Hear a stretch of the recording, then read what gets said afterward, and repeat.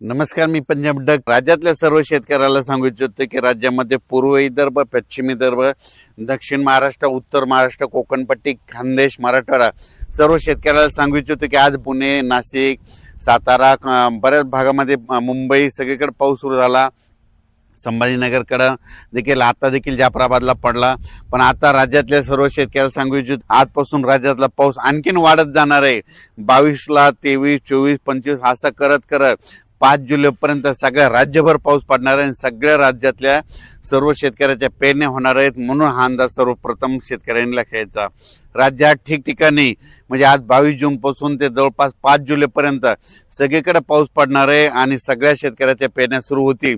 म्हणून हे देखील लक्षात घ्यायचं, दुष्काळ वगैरे काही पडणार नाही.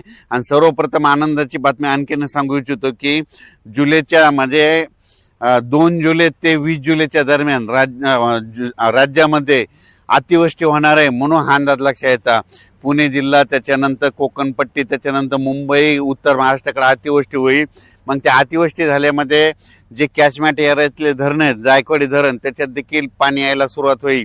इकडे पुण्याकडे पडल्यामुळे तिकडे कोयना धरणाकडे देखील पाणी यायला सुरुवात होईल. त्याच्यामुळं हे देखील सर्व शेतकऱ्यांनी अंदाज लक्षात घ्यायचा. तर तुम्हाला सांगू इच्छितो आज लगेच काय होणार, सगळीकडे महाराष्ट्रामध्ये काय होणार, पश्चिम महाराष्ट्र, कोकणपट्टी, त्याच्यानंतर इकडे मराठवाड्याकडे देखील येणार आहे, विदर्भाकडे देखील येणार आहे. म्हणजे जवळपास आज बराच भाग जवळपास व्यापून टाकणार आहे. म्हणून हा अंदाज लक्षात घ्यायचा.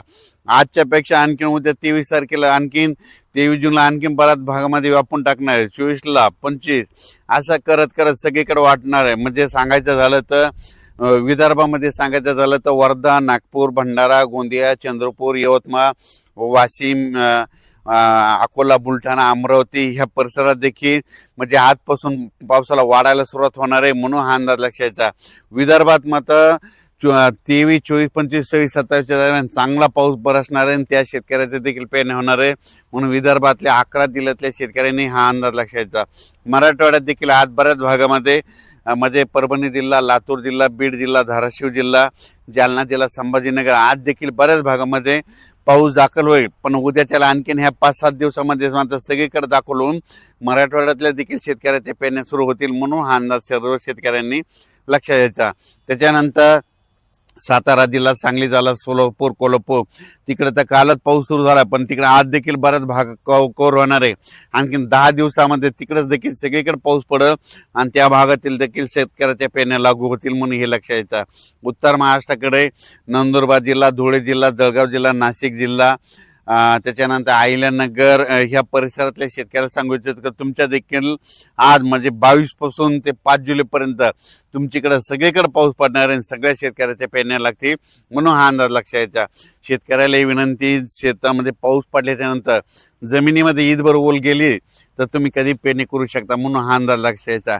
4-6 बोटावर जर ओल केली तर तुमच्या पेरणी खराब होते. त्याच्यामुळे 4-6 बोट पेरणी करू नये. ईदवर चांगले ओल गेल्याच्या नंतर तुम्ही पेरणी कधी करू शकता. म्हणून हे शेतकऱ्यांना लक्षात घ्यायचं. पण राज्यात मात्र आजपासून परत जास्त पाऊस वाढायला सुरुवात होणार आहे. दुष्काळ वगैरे काही पडणार नाही. परत एकदा सांगतो, जूनमध्ये यावर्षी मी म्हटलं तर कमी पाऊस राहणार, जुलैमध्ये जास्त, ऑगस्टला कमी आणि सप्टेंबर, ऑक्टोबर परतीचा पाऊस धुमाकूळ घालणार आहे. म्हणून हे अंदाज देखील लक्षात घ्यायचा.